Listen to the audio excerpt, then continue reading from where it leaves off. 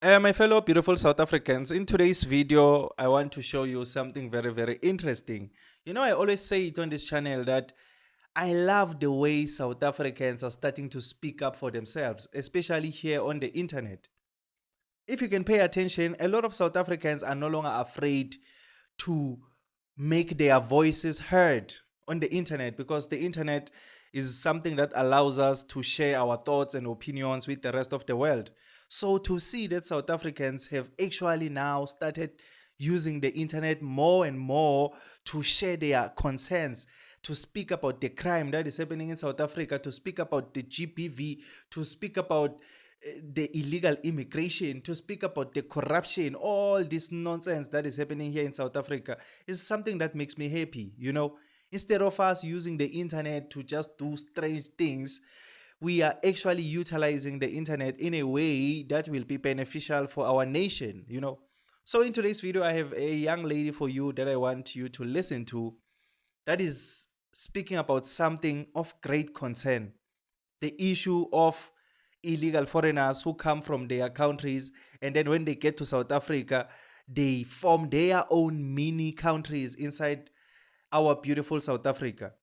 That is a very concerning thing, something that I think I've also once spoken about. So I want you to listen to someone with a different perspective talk about this thing, because we all know that people come from Nigeria, and then when they get to South Africa, they form their mini Lagos here.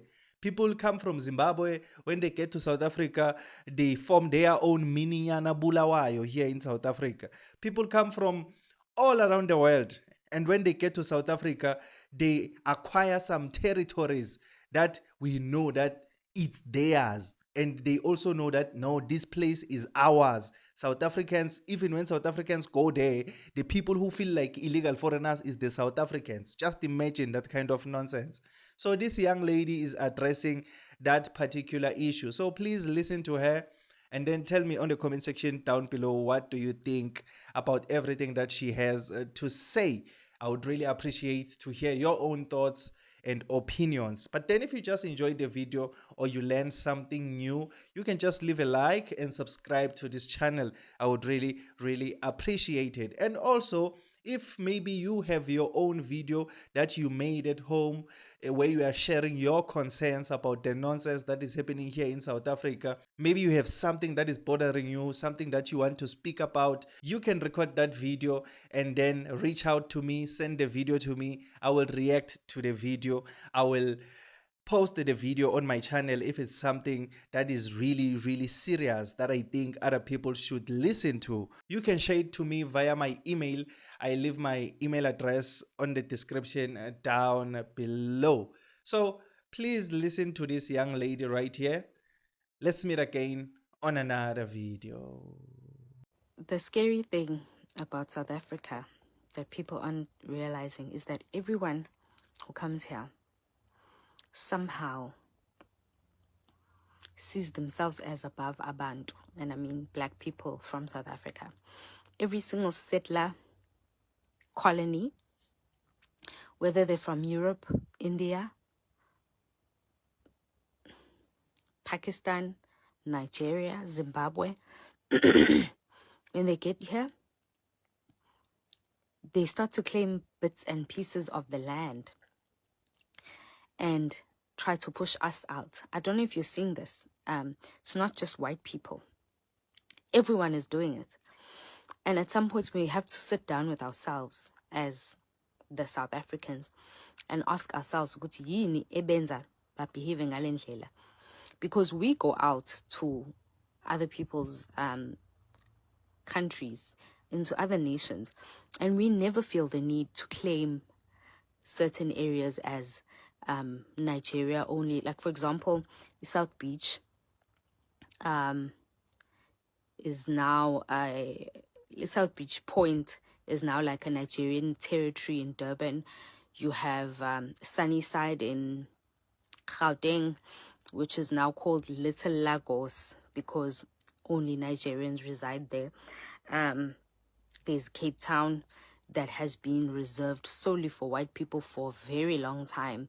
And the more black people try to enjoy Cape Town, and I'm not even talking about black people from some other places like us, like traveling from Durban. I'm talking about people that are born and raised in the Western Cape, and all their generations are from there.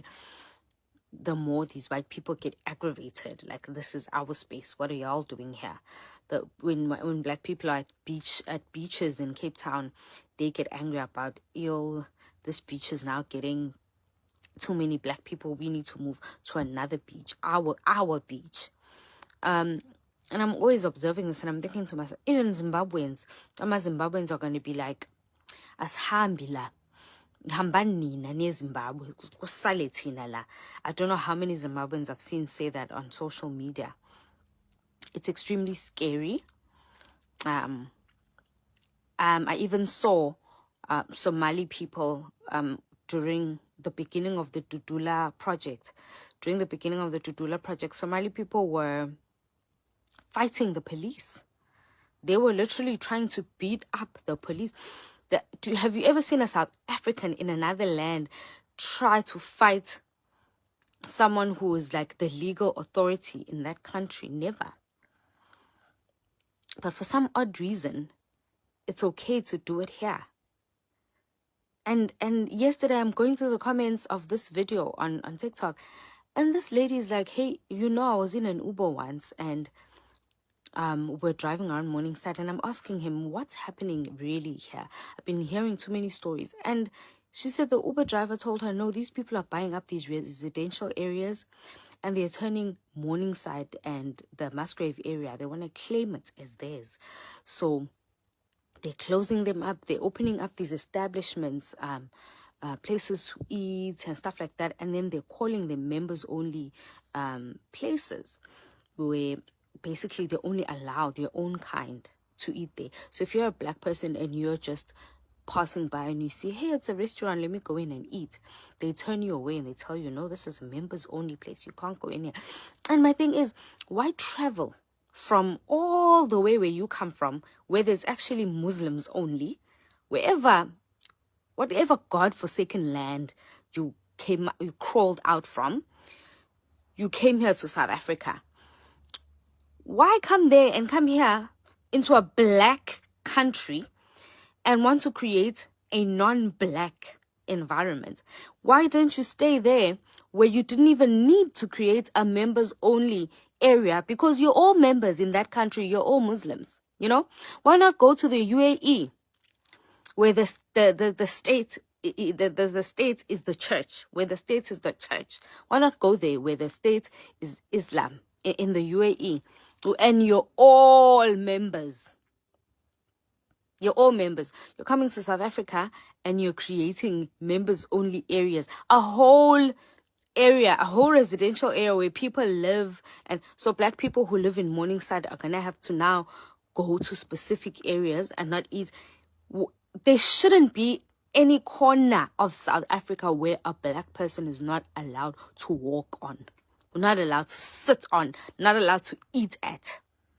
They shouldn't be.